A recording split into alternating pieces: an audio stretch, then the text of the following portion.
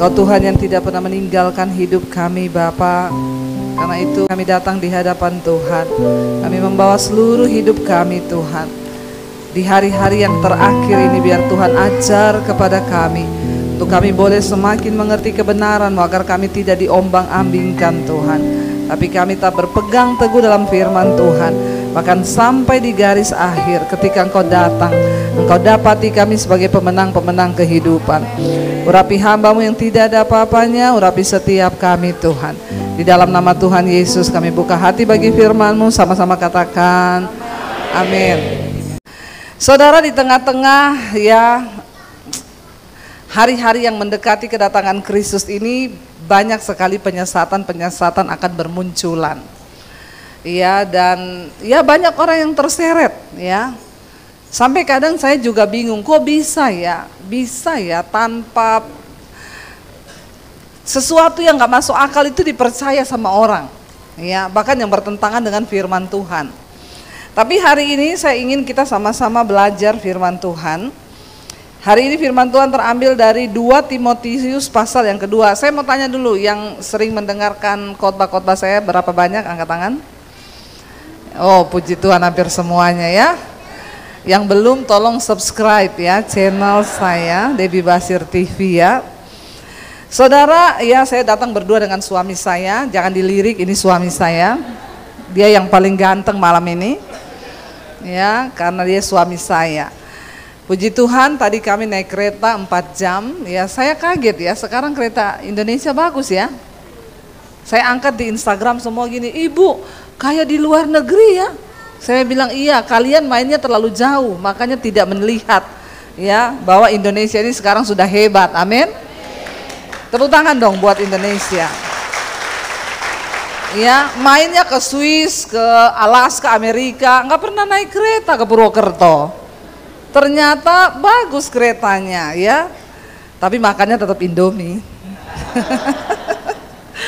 Saudara, ya puji Tuhan ya, di tengah kesibukan ya, saya percayalah ya jemaat di sini rindu. Saya baru pulang dari Israel ya, hari Sabtu hari Jumat saya datang dari Israel. Berangkat ke Israel itu perjuangan iman. Ya, saudara sudah lihat kesaksiannya dan di YouTube saya juga ada. Jadi ini grup reschedule dari tahun lalu. Tahun lalu itu mau berangkat, tiba-tiba Israel diserang oleh ya teroris dari Gaza. Lalu dari Hamas, kita di reschedule, pesawatnya tidak berani masuk ke Israel, di reschedule sampai tahun ini. Tahun ini dapatnya itu kemarin itu saudara, 2 hari sebelum berangkat ya, karena kami pertama itu naik dulu, yang 2 tahun lalu saya berangkat naik pesawat Oman. Waktu sudah mau terbang pesawatnya rusak, jadi nggak jadi berangkat. Tunggu diperbaiki dulu 1 malam. Ketika sudah diperbaiki pesawat, waktu mau terbang peserta bertanya, "Ini pakai pesawatnya sama?" Sama. Aduh, kita enggak berani, kalau rusak di udara bagaimana? Ya, kalau mobil rusak bisa berhenti di pinggir jalan.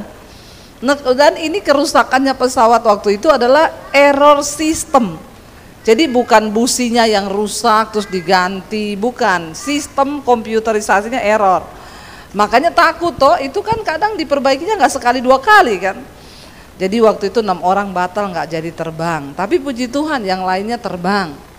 Tetap lihatnya gini, ada suaminya Bu Debbie di dalam pesawat, ada anak-anaknya Bu Debbie, nggak mungkin matilah kita. Ini jemaat nih kadang-kadang nitip-nitip iman juga ya.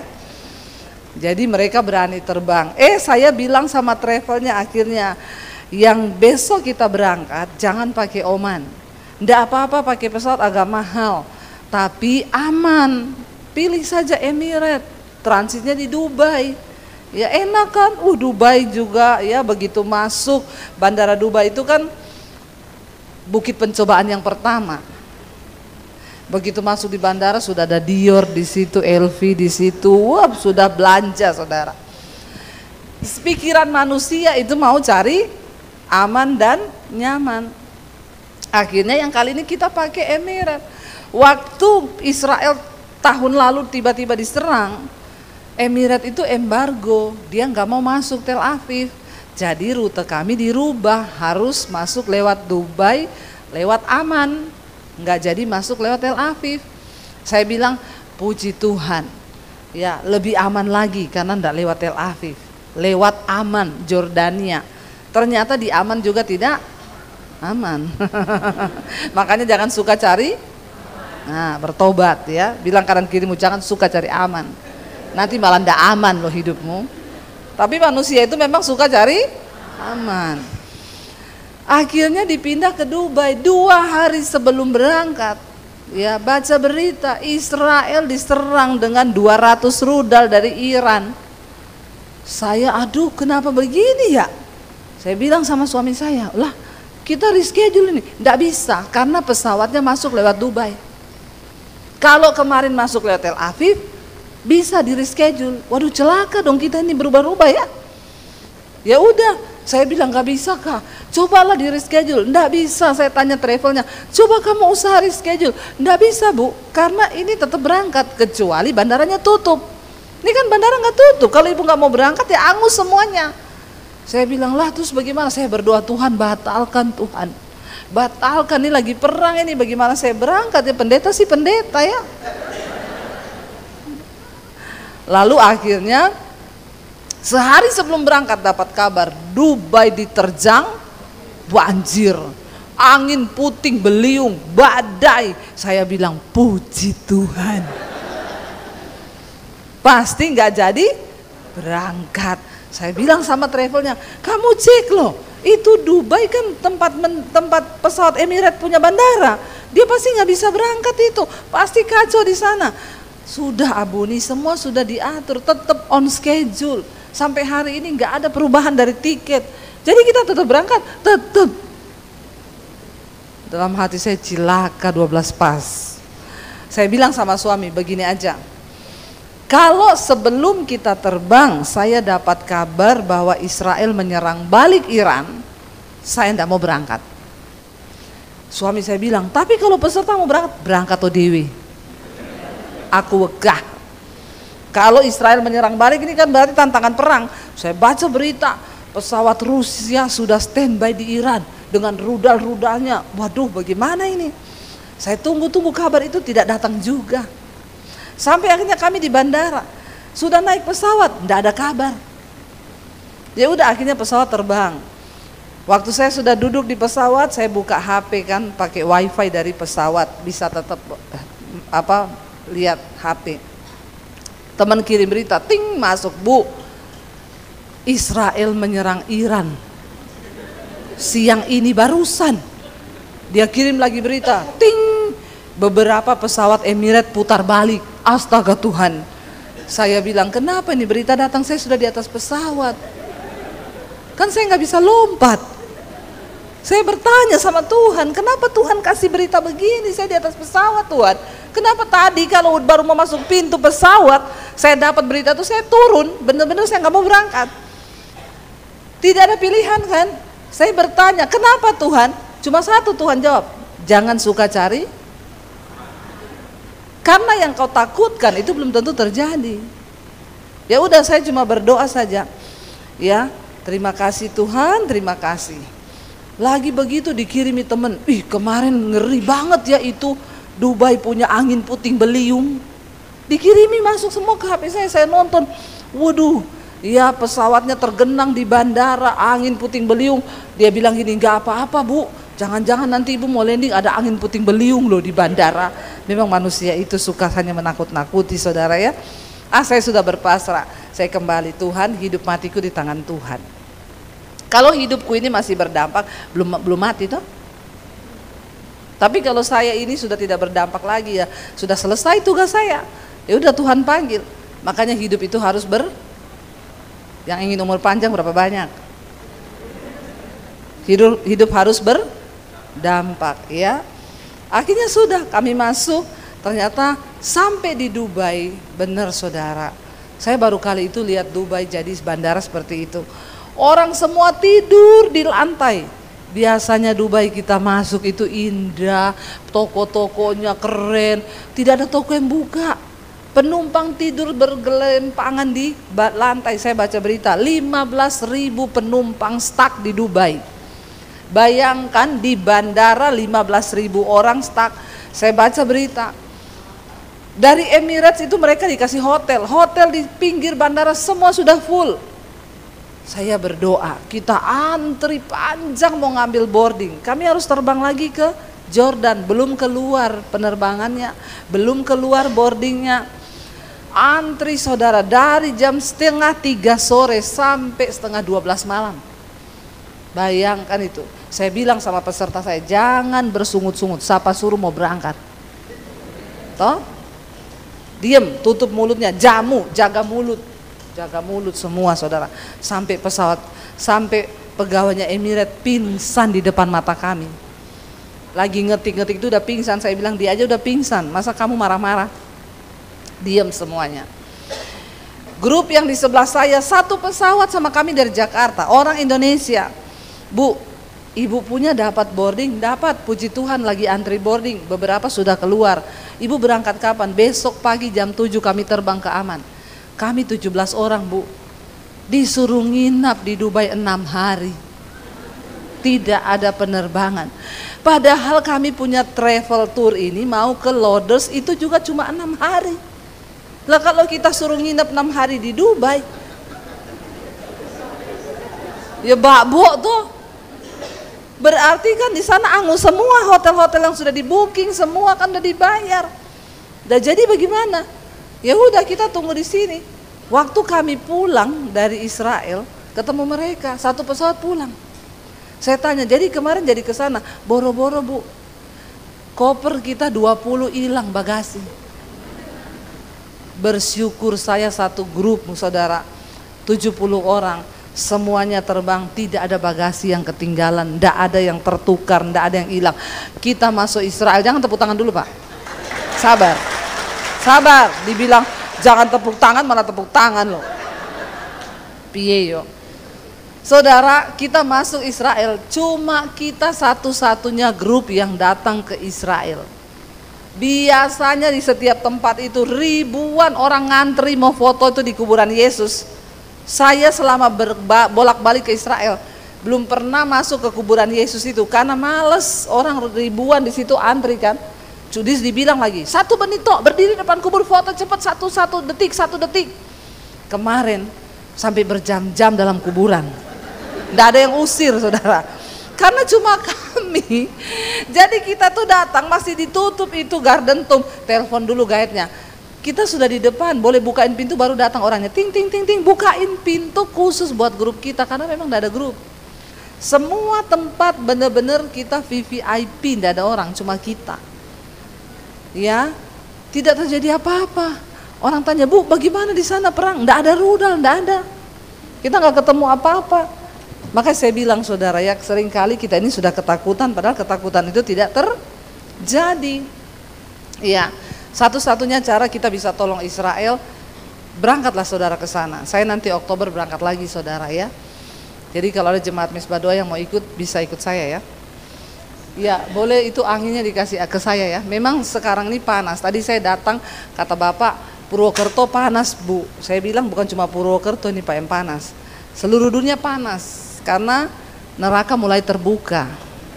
Sudah akhir zaman ya, jadi semua sudah mulai terbuka. Nah saudara, menjelang akhir zaman itu akan banyak penyesatan. Saya pengen kita baca 2 Timotius pasal 2, di sana ayat 14 mulai. Kalau saudara punya Alkitab yang ada perikopnya, di sana judul perikopnya adalah apa? Nasihat dalam menghadapi pengajaran yang sesat. Ya. Jadi ternyata sejak dari zaman dulu itu pengajaran sesat, ajaran sesat itu sudah ada. Ya, tetapi Alkitab memberikan kita langkah atau tips untuk kita ini ya mengantisipasi pengajaran sesat itu. Nggak usah lihat sana, lihat sini saja. Jangan gagal fokus ya. Ayat 14 berkata begini saudara, kita baca. Ingatkanlah dan pesankanlah semuanya itu dengan sungguh-sungguh kepada mereka di hadapan Allah, agar jangan mereka itu bersilat kata, karena hal itu sama sekali tidak berguna, malah mengacaukan orang yang mendengarnya. Hari-hari ini Kristen progresif, orang bisa selamat tanpa Yesus, ya. Alkitab itu bukan firman Tuhan, ya. Tidak ada sorga, tidak ada neraka. Jadi enak ya, tidak ada neraka, bebaslah bikin dosa saja toh. Mau kawin cerai, mau homo, mau lesbi, silakan aja, karena tidak ada neraka. Semua diputar balikan. Ayat ini berkata, ingatkan dan pesankanlah semuanya itu dengan sungguh-sungguh kepada mereka di hadapan Allah, agar jangan mereka itu bersilat kata, karena hal itu sama sekali tidak berguna, malah akan mengacaukan orang yang mendengarnya. Ayat 15, usahakanlah supaya engkau layak di hadapan Allah sebagai seorang pekerja yang tidak usah malu untuk berterus terang memberitakan perkataan kebenaran itu. Rasul Paulus menasihati anak rohaninya Timotius. Ya, dia bilang satu hal yang harus kamu usahakan adalah supaya kita ini berkenan dan layak di hadapan Tuhan. Jemaat ingat baik-baik, nasihat ini juga datang buat saudara dan saya. Apa yang harus kita kejar hari-hari ini? Nggak usah kejar karunia, nggak usah kejar apapun, tapi mari kita kejar perkenanan Tuhan agar hidup kita ini senantiasa layak. Buat apa kau pelayanan kalau kau tidak mengampuni saudaramu? Ada loh orang itu saudara pinter khotbah, ya, punya karunia, punya jabatan di gereja, tapi nggak bisa mengampuni keluarganya. Itu udah sesat saudara, ya. Kau tidak berkenan di hadapan Tuhan. Sebenarnya sesat itu apa? Ya sesat itu melenceng dari kebenaran. Jadi kalau Yesus ajari kita harus mengampuni, terus kita tidak mengampuni, kita sesat enggak? Sesat, kau salah jalan. Walaupun kau masih Kristen, kau masih pelayanan, ya mari kita cek setiap hari mau tidur malam, Tuhan aku ini ada ganjelan enggak ya sama orang. Kalau saya itu marah sama seseorang, ampuni saya Tuhan, ampuni. Kan begitu saudara. Tapi orang Kristen sekarang itu ya dia musuhan sama mertuanya, musuhan sama ya menantunya, musuhan sama saudaranya. Bahkan ada beberapa udah pelayanan di gereja tapi nggak bicara, nggak omongan, nggak mengampuni. Terus mau ngapain kita ini? Kita kan nggak layak di hadapan Tuhan toh. Ya, mari kita kejar perkenanan Tuhan. Saya selalu bilang yang masuk surga itu bukan pendeta. Ya, bukan juga jemaat, siapa orang yang berkenan kepada Tuhan. Ya, enggak usah kejar apa-apa, tapi usahakanlah supaya engkau layak di hadapan Allah. Pastikan saudara, kita ini layak di hadapan Tuhan. Hati kita bersih, hidup kita kudus, tidak ada sesuatu yang menjadi batu sandungan. Lalu ayat 16 dikatakan di sana apa? Tetapi hindarilah omongan yang kosong dan yang tak suci, yang hanya menambah kefasikan. Sekarang itu kalau ngomong-ngomong gak penting, gak usah ngomong, amin. Ya, apalagi kalau berteman sama penggosip, gak usah, amin. Kurang-kurangilah ya. Jangan saudara. Saya itu juga ya, Bu, saya dengar loh tentang ibu. Dengarnya baik atau buruk? Buruk. Ceritain apa yang kamu dengar tentang saya. Panjang. Jadi nggak bisa lewat telepon. Terus kita sambil ngopi lah Bu. Saya bilang hello, saya menyediakan waktu buat kamu buat ngopi, terus nanti untuk mendengarkan perkataan buruk orang tentang saya. Hello, please deh. Jangan buka celah buat iblis. Ya, jangan tertarik. Tapi ada orang begitu tertarik loh. Dia ngomong apa? Ya udah sekarang saya ganti baju deh, kita ketemu ya. Ngapain saudara? Itu omongan-omongan yang hanya menambah kefasikan. Saya bilang maaf saya nggak punya waktu. Mending waktu saya pakai buat syuting. Saya menjadi berkat daripada buat dengerin ceritamu itu yang hanya menambah kefasikan. Enggak, kamu kan kenal saya, kamu percaya omongan orang silakan aja. Ya, ingat loh saudara, kita Tuhan kasih 2 tangan, cuma buat tutup kuping kanan dan kiri. Kalau dikasih 3 tangan, 1 buat tampar mulut orang. Tapi karena tangan kita cuma 2, jadi nggak boleh.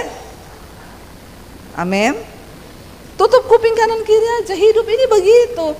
Saudara berbuat baik diceritain, Saudara tidak berbuat baik juga diceritain. Contoh nih ya, saya boleh, itu horor sih kalau kita tiba-tiba ada orang WA, lama nggak ketemu terus tiba-tiba, hai say. Itu adalah paling horor. Masih ingat aku ndak? Aduh, apalagi itu ya. Keluarga jauh. Ih, sekarang sukses ya, luar biasa ya. Itu horor sih. Buntut-buntutnya apa? Biar tali silaturahmi tetap terjaga. Pinjem? Kalau pinjam 100 enak, 10 juta boleh enggak? Horor itu, horor. Saudara jawab tidak. Saudara diceritain enggak? Diceritain. Pelit, padahal udah kaya. Dipinjemin 10 juta aja enggak boleh. Padahal udah kaya loh. Itu gini, dia bawa mulutnya. Saudara kasih, diceritain enggak? Tetap. Harusnya dia bisa kasih lebih sama saya. Itu orang, ya toh? Saya sudah mengalami itu, banyak sudah yang begitu, banyak pengalaman. Saya curhat sekalian. Banyak. Dipinjam 10 juta, ngasihnya 10 juta loh. Sebenarnya kan dia bisa ngasih 20 juta kalau dibandingkan dengan kekayaannya. Ember enggak? Ember. Dulu kita menangis, di mana lu? Benar enggak saudara? Itu manusia. Saudara baik diceritain. Karena dia punya standar. Standarnya dia untuk mengukur kebaikanmu. Kita tolong A, dia maunya sampai Z. Nggak akan pernah ketemu. Makanya jangan hidup menyenangkan orang lain. Mari senangkan Tuhan. Ya, kalau kita mau tolong ya tolong aja, nggak usah harap ganti, diceritain ya udah biar jadi pengalaman. Ini hidup loh saudara. Jangan kau mau memberi telingamu untuk mendengarkan hal-hal yang negatif. Ya, yang hanya menambah kefasikan. Dikatakan hindarilah omongan yang kosong, yang tak suci, yang hanya menambah kefasikan. Perkataan mereka itu menjalar seperti penyakit kanker, di antara mereka termasuk Himeneus dan Filetus. Ini peringatannya Rasul Paulus, jangan, ini membawa kesesatan di dalam gereja ya. Makanya kalau ada orang bergosip, tahu nggak, hindari itu cepet-cepet, jangan deket-deket ya. Ayat 18, yang telah menyimpang dari kebenaran dan mengajarkan bahwa kebangkitan kita telah berlangsung dan dengan demikian merusak iman sebagian orang. Pada zaman itu kesesatan sudah terjadi. Kesesatannya apa? Bukan Kristen progresif. Sebagian daripada pengajar itu mengajarkan bahwa kebangkitan kita sudah berlangsung. Padahal Alkitab berkata kita nanti dibangkitkan bersama-sama, orang mati dan orang yang masih hidup sama-sama akan dibangkitkan nanti pada saat Kristus datang. Ini juga penyesatan, dia bilang sudah bangkit. Tapi kita lihat di sini saudara, hari-hari ini rasanya orang-orang itu merasa ini yang benar, itu yang benar, pengajaran mereka yang benar. Kita lagi dengar pengajaran hyper grace. Ya, aduh, ya jangan, enggak usah dengar Bu Debbie itu pendeta perjanjian lama. Ya, nakut-nakuti orang bisa masuk neraka, bisa terkutuk. Loh, pendeta perjanjian lama. Kita baca Alkitab sampai hari ini tuh untuk kita belajar. Dari perjanjian lama kita belajar sifat Allah. Bahwa Allah itu menghukum, kalau ada dosa ya dihukum. Jangan lupa Tuhan tuh nggak berubah loh, amin. Dia sifatnya tetap sama. Walaupun kita hidup dalam perjanjian baru, memang dosa kita ditebus, tapi yang namanya konsekuensi dan akibat dosa itu tetap ada. Ya, jangan dengar tuh Debbie Basir perjanjian lama itu pendeta hukum Taurat. Yesus sudah mati bagi dosa kita, yang masa lalu, masa sekarang dan masa yang akan datang. Enak banget ya. Terus kita berdosa, kan Tuhan sudah mati buat dosa kita di masa yang akan datang. Alkitab bilang kalau kita nih dengan sengaja setelah menerima percikan darah anak domba, lalu dengan sengaja kita hidup lagi dalam dosa, tidak ada lagi pengampunan loh. Darah Yesus tersedia bagi dosa yang kita nggak sengaja, bukan yang kita sengaja bikin dosa. Itu namanya kita ya bebal saudara. Tapi ayat 19 berkata begini, ini harus kita pegang, baca bersama. Tetapi dasar yang diletakkan Allah itu apa?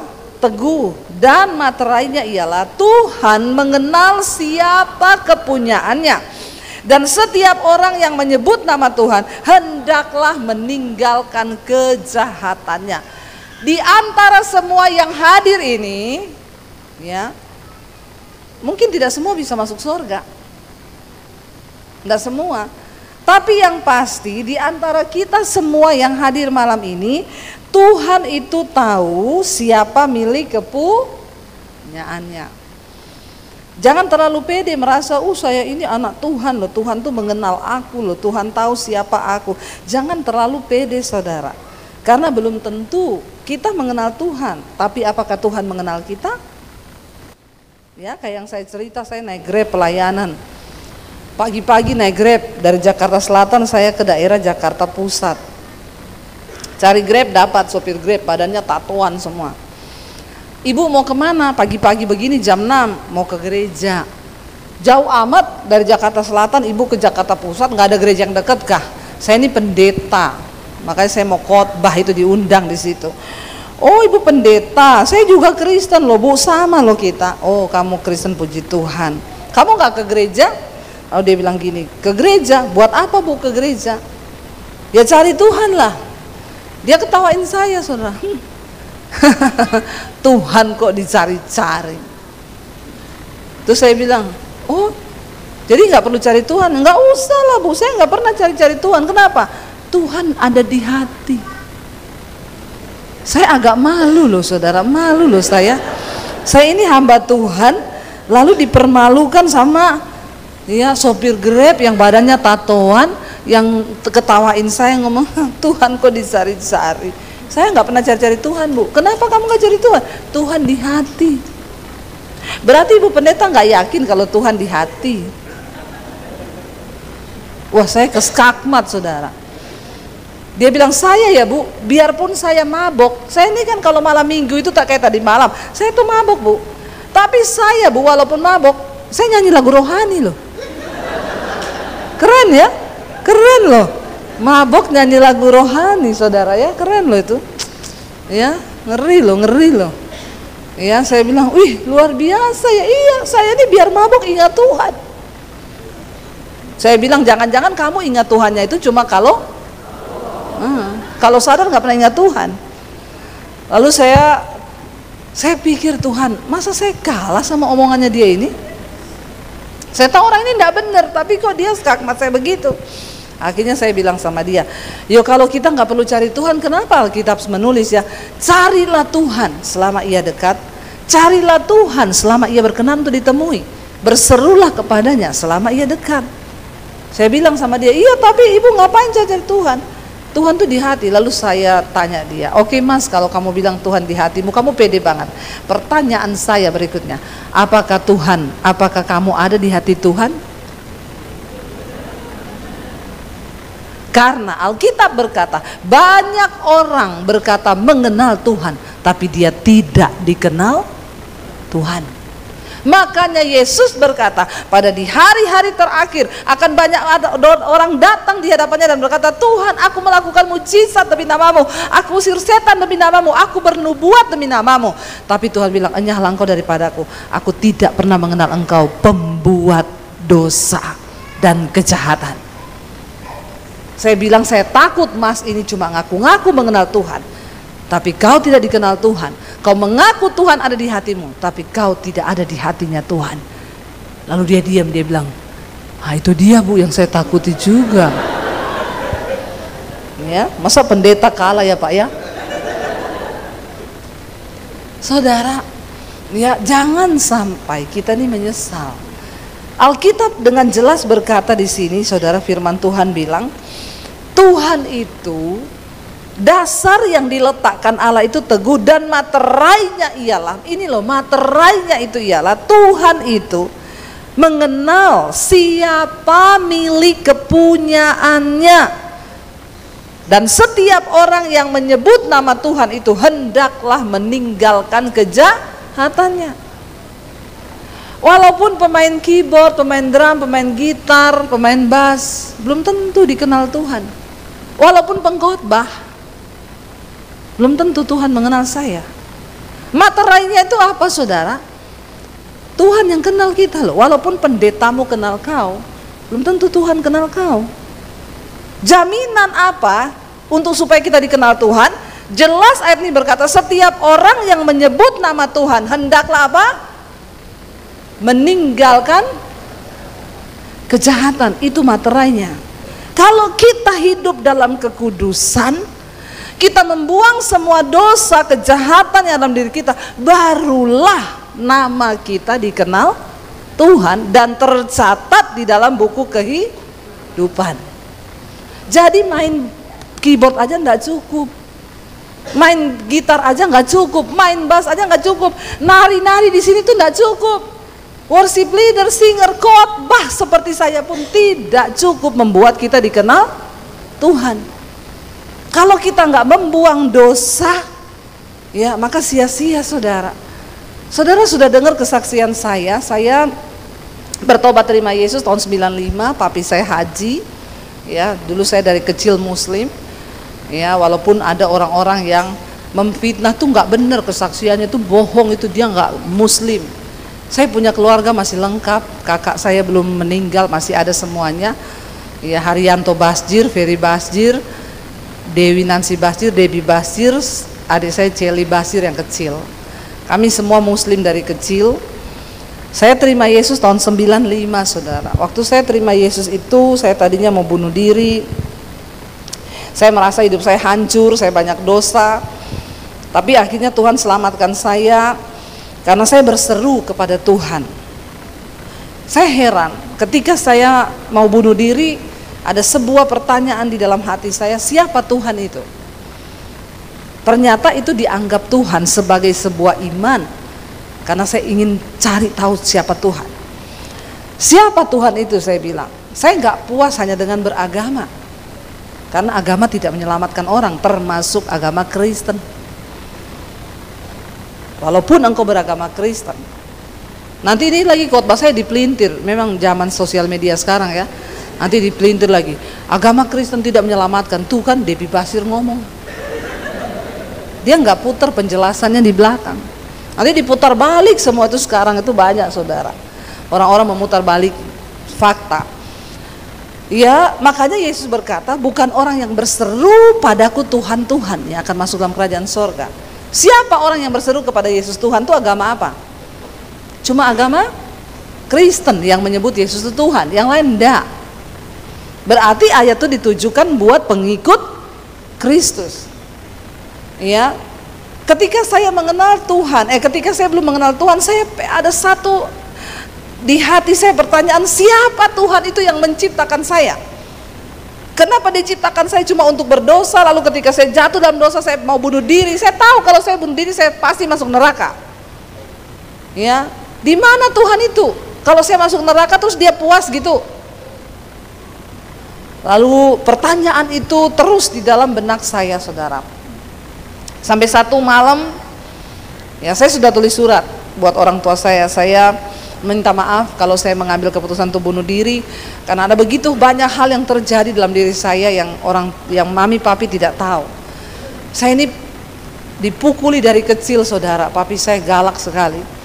Salah sedikit dihajar pakai ikat pinggang yang ada besi itu. Dari kecil, biru-biru badan saya, rambut saya dijambak, mau digundul itu berkali-kali. Tapi mami saya bilang maklum saja karena papi itu banyak pegangan, ya.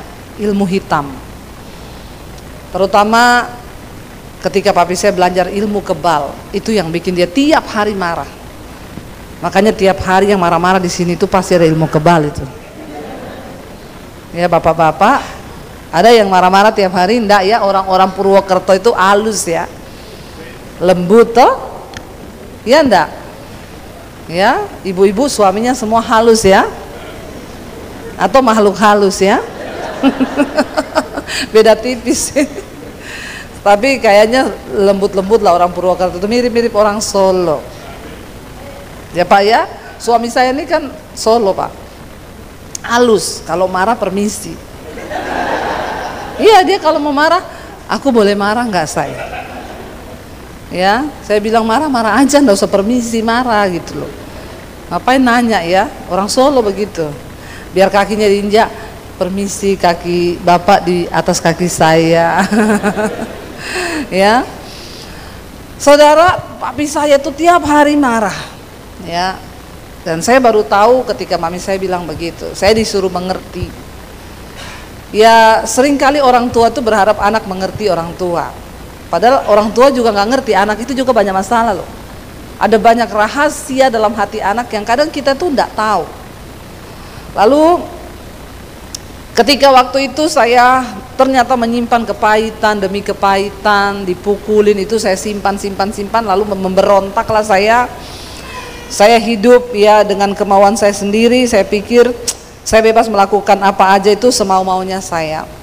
Sampai singkat cerita saya jatuh terlalu dalam dan saya pengen mati, bunuh diri. Ya, di saat itulah ada setitik iman sebiji sesawi yang Tuhan bilang. Ya, kalau kau punya iman sebiji sesawi saja, kau bisa pindahkan gunung. Bukan berarti saudara besok pergi ke Bromo, terus saudara tengking itu Bromo. Ayat firman Tuhan berkata, hai Bromo, pindah, aku punya iman sebiji sesawi. Ya, ditangkap orang, kau dimasukin rumah sakit jiwa. Bukan begitu. Artinya tuh iman sebiji sesawi itu apa? Saya hanya bertanya loh, Tuhan itu ada enggak? Kalau memang Tuhan itu ada, saya pengen tahu dan pengen kenal siapa dia.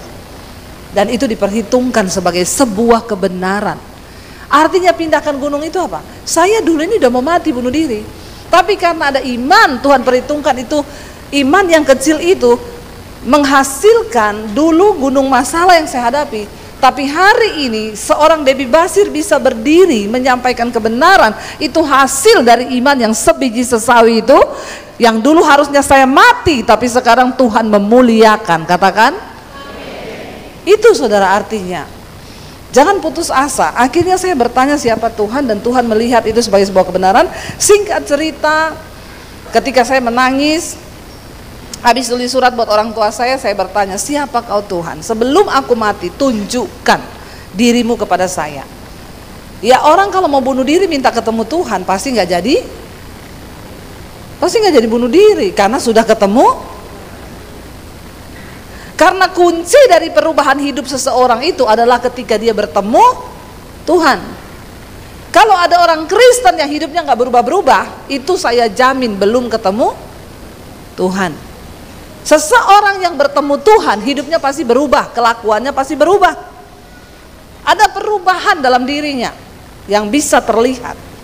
Tapi kalau ada orang biar pelayanan puluhan tahun, hidupnya nggak berubah, kelakuannya nggak berubah, itu belum ketemu Tuhan Yesus. Itu namanya apa? Tersesat di dalam gereja. Ya, iya. Jadi sebenarnya kesesatan itu bukan cuma Kristen progresif. Kau nggak berubah hidupmu, kau sedang tersesat loh, karena kau tidak mengerti kebenaran yang benar. Lalu ketika akhirnya saya mengenal Tuhan Yesus, singkat cerita malam itu saya dijamah Tuhan. Ya, lalu mulut saya ini nggak tahu, saya nangis sambil berseru, Yesus, Yesus, Yesus. Saya mengalami lawatan Roh Kudus malam itu. Karena Alkitab berkata tidak ada seorang pun dapat menyebut Yesus Tuhan kalau bukan karena pekerjaan Roh Kudus. Dan Roh Kudus itu datang dalam dunia ini untuk apa? Untuk menginsyafkan dunia akan dosa, kebenaran, dan penghakiman. Lalu saya mengalami Roh Kudus malam itu, saya diinsafkan akan dosa, saya mengerti, oh ada kebenaran di hidup ini bahwa akan ada penghakiman. Makanya kalau orang berkata nggak akan ada penghakiman, nggak ada neraka, nggak ada surga, itu hidupnya berarti nggak ada Roh Kudus. Kalau dia punya Roh Kudus, dia tahu akan ada kebenaran, akan ada penghakiman. Akhirnya saya mengalami perjumpaan pribadi malam itu dengan Tuhan. Nggak ada perubahan. Pertama apa? Tidak ada pikiran bunuh diri lagi. Seperti ada sesuatu yang Tuhan angkat dalam diri saya, yang ada di benak saya, yang ada di otak saya. Cuma apa? Aku pengen kenal siapa Yesus ini. Seperti perempuan yang pendarahan 12 tahun. Aku harus ketemu Yesus ini, karena aku percaya asal ku jamah jubahnya, aku sembuh. Seperti Sakeus yang sampai naik pohon tinggi, cuma ingin bertanya, siapa Yesus ini? Karena dia mendengar tentang Yesus. Akhirnya saudara, saya sembunyi-sembunyi cari gereja. Dulu sebelum bertobat saya pelatih senam aerobik. Dulu saya belum banyak makan ragi. Percayalah, dulu saya langsing. Ya, tapi karena sudah banyak makan ragi ya begini, mengembang ke kanan dan ke kiri. Makanya jangan terlalu banyak makan ragi, nanti mengembang.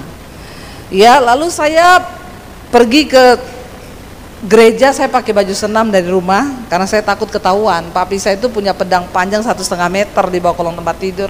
Dia punya pistol. Saya ketakutan kalau sampai ketahuan. Saya ke gereja. Saya ke gereja pakai baju senam, saya ikut ibadah, pulang, saya ganti baju lagi, seperti itu terus. Tapi Alkitab berkata, iman itu bertumbuh dalam aniaya dan pembacaan kitab suci. Jadi memang ternyata iman itu tumbuh kalau lagi banyak masalah. Saya doakan saudara banyak. Lo ya, sesat ini pendeta ini ya. Tapi jangan cari-cari. Enggak apa-apa, kita banyak masalah enggak apa-apa, itu baik supaya iman kita bertumbuh. Ya, lalu akhirnya saudara saya mulai bertumbuh di situ. Saya belajar mempraktekkan firman Tuhan, saya belajar melakukan firman Tuhan, saya belajar mengampuni keluarga saya belajar mendekatkan diri kepada Tuhan. Wah, saya sembunyi Alkitab saya di lemari, besok saya pindah di bawah kolong, besok saya pindah di toilet karena saya takut ketahuan papi saya. Karena dari kecil saya sudah diwanti-wanti, jangan sampai kamu pacaran sama orang Kristen ya. Kalau kamu sampai menikah sama orang Kristen, kamu jadi Kristen, lebih baik papi bunuh kamu daripada kamu bikin malu keluarga. Jadi memang saya juga dari SD, SMP, SMA saya nggak berani pacaran sama orang Kristen. Padahal kan yang ganteng-ganteng tuh cowok Kristen, yang bertobat. Yang tidak bertobat sama aja kayak setan. Ya, saudara. Tapi dari situ akhirnya saya mulai mengenal kebenaran itu. Saya baca Alkitab satu hari saudara, sampai 6 jam saya baca Alkitab. Tapi saya bukan 6 jam full ya. Nanti saya baca 2 jam, saya keluar lagi ngapa-ngapa, balik. Rasa lapar dan haus akan Tuhan itu di hati. Saya nggak suka lagi dugem, saya nggak suka lagi judi, saya nggak suka lagi melakukan hal-hal itu. Yang ada di benak saya tiap hari cuma pengen kenal Tuhan. Saya baca Alkitab tiap hari dengan rasa lapar dan haus. Saya dapat banyak kebenaran yang disingkapkan oleh Roh Kudus. Saya nggak bisa belajar Alkitab lewat sapa-sapa, karena saya nggak boleh ketahuan ke gereja. Jadi setiap kali saya baca Alkitab, saya dapat pewahyuan, saya catat di buku saudara. Sekarang sudah ada YouTube, kebangetan kalau saudara itu nggak mau dengar firman Tuhan, amin. Ya, saya dulu nggak ada apa-apa loh, nggak ada YouTube, nggak ada handphone, bener-bener hanya Roh Kudus yang menjadi penolong saya. Kalau orang tanya, ibu belajar Alkitab dari mana? Dari Roh Kudus. Saya bersyukur. Makanya ketika menghadapi tantangan saya nggak kaget, karena yang saya baca itu Alkitab. Sebab banyak sekarang pendeta-pendeta yang hanya iklan tentang kekristenan. Ya, wah kalau jadi Kristen enak saudara ya, pasti yang miskin jadi, yang naik motor jadi naik. Emang lu pikir di surga Astra? Ya, percaya pokoknya ikut Yesus enak.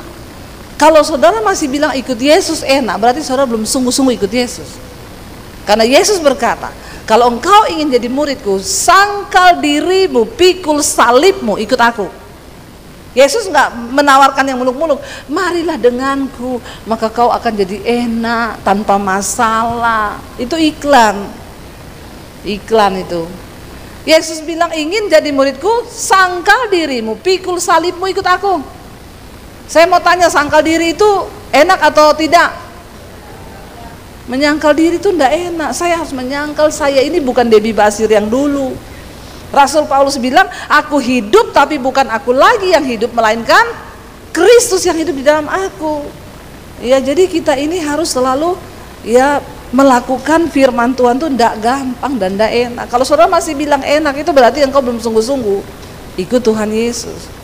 Mertuamu bikin jahat sama kau harus balas baik. Amin. Anak-anak mantu, ya amin, jangan mertua, mantu saja. Ya, iya kan, kita ini yang nggak enak saudara. Masa ngalah terus sama mertua saya bu? Ya, mertua saya itu aneh. Ya kalau kau ndak aneh, ndak ada orang aneh. Kita normal-normal aja. Memang kita ini berhadapan dengan semua orang aneh. Alkitab bilang manusia itu mengecewakan. Ya, tapi kalau kita nggak aneh kan nggak aneh, ya ngalah aja lah. Kalau kita mau melakukan firman Tuhan tuh pasti semua menjadi baik. Makanya ketika saya jadi Kristen, papi saya tahu kan, saya tuh tiap hari baca Alkitab, hidup saya berubah. Tiba-tiba saya nggak suka dugem, saya yang dulu paling malas saya jadi paling rajin. Saya berubah. Dulu saya bangun siang, begitu terima Yesus saya bangun jam 5, saya nyapu, ngepel, jadi rajin, beda banget. Ketika ketahuan saya jadi Kristen, saya minta izin, papi saya mau minta izin, mau kemana? Mau ke gereja. Yang pertama keluar dari mulut papi saya itu apa? Oh, ini penyebabnya, makanya kamu akhir-akhir ini jadi aneh. Saudara, semua orang yang berjumpa dengan Tuhan Yesus pasti jadi. Jangan tertawa, lihat kanan kirimu, bilang, sudah aneh belum kau? Hah? Sudah aneh belum? Ya, kalau belum aneh berarti belum ketemu Yesus. Kenapa aneh? Dulu pemarah, begitu ketemu Yesus jadi peramah.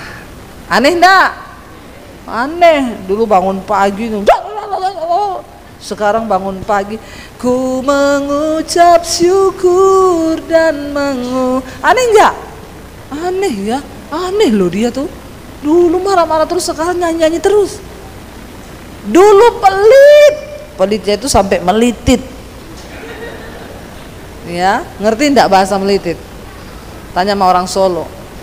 Kalau nyetlika itu sampai licin tuh melitit tuh ya. Itu ya, bayangkan pelitnya itu sampai kayak gitu.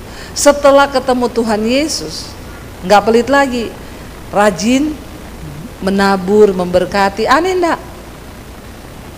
Aneh? Saudara sudah aneh belum? Atau masih pelit? Hello?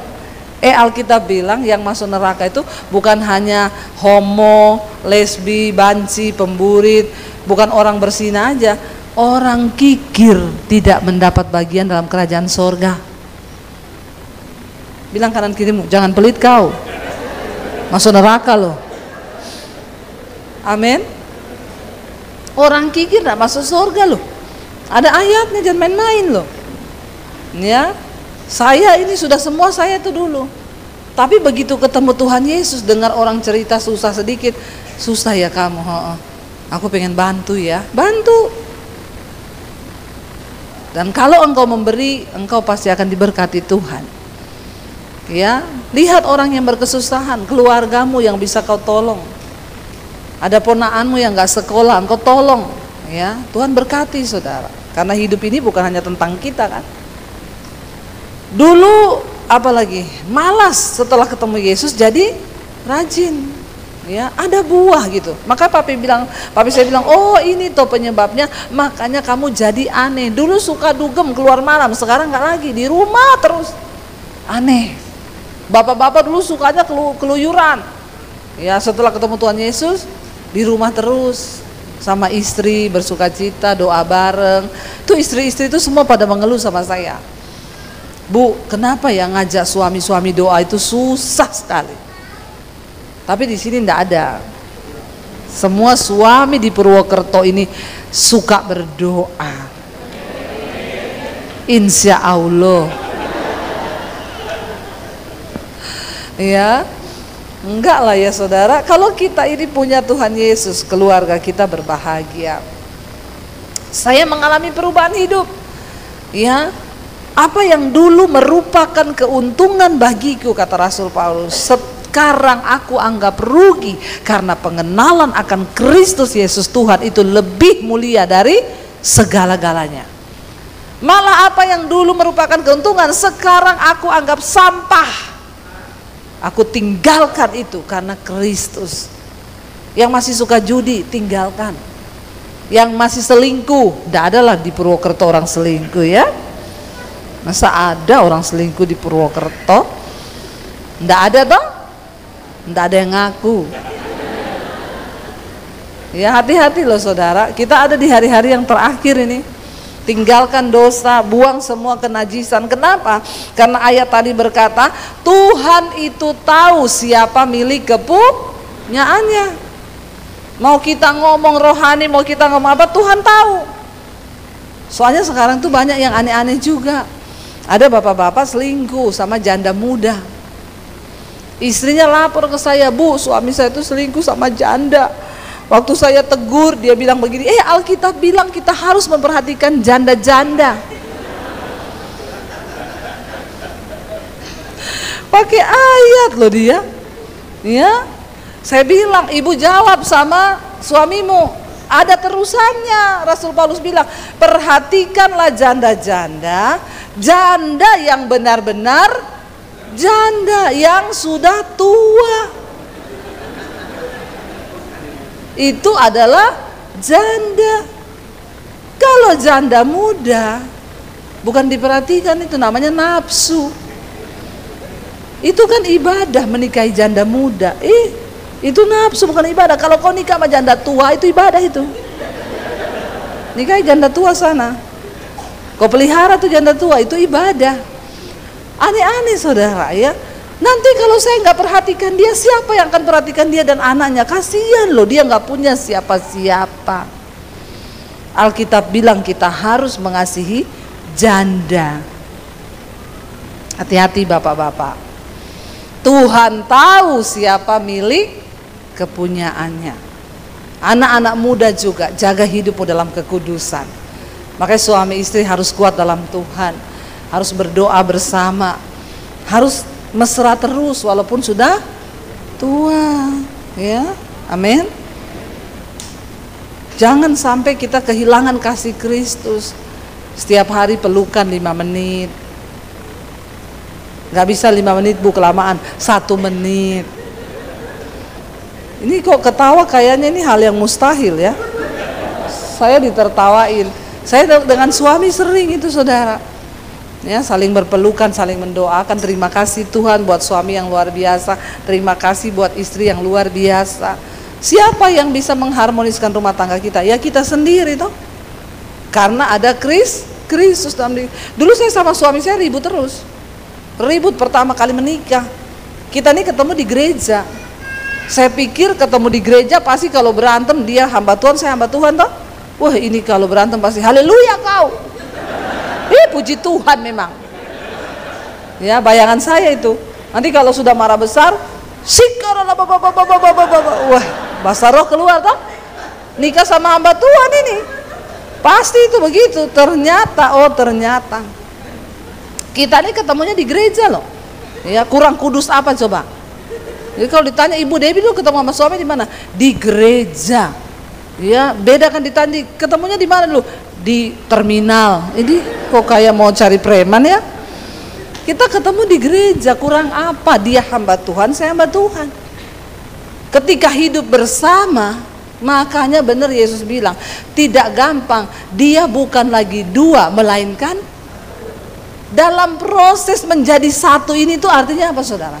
Satu hati, satu prinsip, satu iman, satu perasaan, sama seperti perasaan Kristus toh. Tidak ada hal lain yang bisa menyatukan kita selain firman Tuhan. Ya, saya itu sama suami saya cocok nggak? Nggak cocok saya. Tidak akan pernah cocok, namanya manusia itu nggak mungkin cocok. Makanya saya kalau ketemu orang, kamu kok nggak nikah-nikah? Saya belum ketemu yang cocok Bu. Selamat sampai kau mati, kau tidak akan ketemu yang cocok. Emang ada manusia yang cocok di dunia ini? Yang penting nomor 1 seiman dulu. Saya bilang, kita pertama ketemu saudara, bersatu dalam sebuah rumah tangga. Baru kan di situ tidur bersama, makan bersama. Ya, aduh. Kita punya masalah pertama itu kan orang Solo ketemu Sulawesi. Dia Solo, saya Solo. Tapi dia Solo, Jawa Tengah, saya Sulawesi. Solo ada wesinya. Jadi itu sudah luar biasa. Ya. Manggil pertama kali aja saya panggil suami saya itu Jo, artinya bojo. Jadi nggak boleh ada yang panggil suami saya Jo, cuma saya yang boleh. Ya. Saya panggil dia, Jo, mangan iki lho. Dia datang, Bo yo ojo nesu toh. Saya bilang, aku ini ndak nesu, aku tuh panggil kamu makan. Lah iya, tapi nadamu ki ora usah dhuwur ngono ki lho. Iso ndak kowe ngomong agak halus. Lah ngomong halus ini, saya sudah ngomong halus ini. Malah marah, itu nadamu tuh nada wong nesu. Aku ini ndak nesu loh. Lah itu nesu tuh ora. Malah jadi nesu saudara. Wes tenang no. Tenang. Tiap hari persoalannya itu. Selalu setiap hari kowe isora ngomongi belajar ngomong Jawa. Saya bilang aku nih dilahirkan di Sulawesi ya. Puluhan tahun saya lahir di Sulawesi. Memang orang Sulawesi itu kalau ngomong nadanya tinggi. Dia bilang makanya belajar, belakangnya diturunin nada nih. Itu nadanya orang Jawa. Kalau ngomong belakang turun. Nah kita Sulawesi ngomong enggak belakang. Stres enggak saudara? Stres saya. Tapi saya mau belajar. Ya, Jo, ayo mangan. Aneh toh? Ya. Piye kowe melu? Oh. Aneh saudara, tapi ya saya mau belajar gitu loh. Cuma itu terus jadi persoalan, jadi masalah. Saya ngomong, ya saya juga capek ya ngomong bye-bye dibilang marah. Saya sampai ngomong, kamu pikir saya ini sakit jiwa? Nggak ada apa-apa marah. Manggil kamu makan marah. Memang nadaku itu begitu.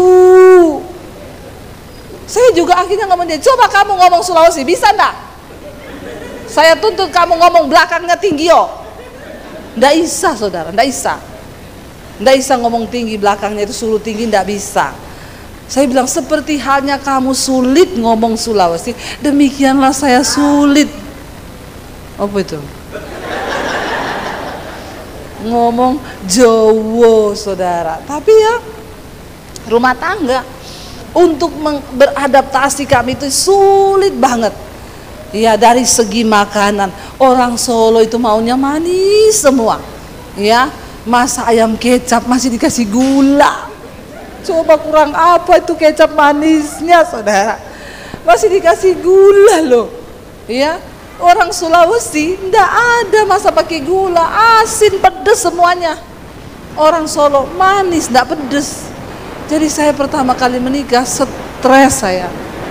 Stres bener, saya pikir aduh Tuhan kayak begini nih rasanya menikah. Ya. Ini suara apa? Hujan? Saudara, bener ini saya bersaksi di sini ya. Aduh, kita belum lagi persoalan yang lain, ini dalam hal begini aja kita. Saya masak selalu 2 macam. Saya masak ayam rica buat saya sendiri, ricanya sekilo. Nggak pakai kecap, nggak pakai gula. Saya masak buat dia ayam kecap. Saya kasih kecap 1 botol, ya, gula berapa sendok, ya. Lalu kita makan satu meja, tapi saya makan ayam rica. Ini ada yang cari masalah ini. Ya, dia makan ayam kecap. Lalu saudara, dari situ saya pikir-pikir kalau kayak begini lama-lama saya stres ya. Coba deh saya kombinasi aja ya. Saya masak ayam kecap tak kasih cabai sekilo. Ya. Tapi enggak apa-apa, dari situ kita baru pelan-pelan. Sekarang suami saya kalau makan nggak cari kecap, malah saya yang cari kecap. Dia cari cabai. Coba ketukar toh? Berarti kita sudah menyatu toh. Prinsip saya tuh begini saudara. Saya bilang sama suami, kita nggak akan pernah bisa cocok kalau kita ini tidak tunduk kepada firman. Jadi sekarang begini aja, sampai hari ini saya tidak cocok dengan suami saya. Demikian dia juga nggak cocok.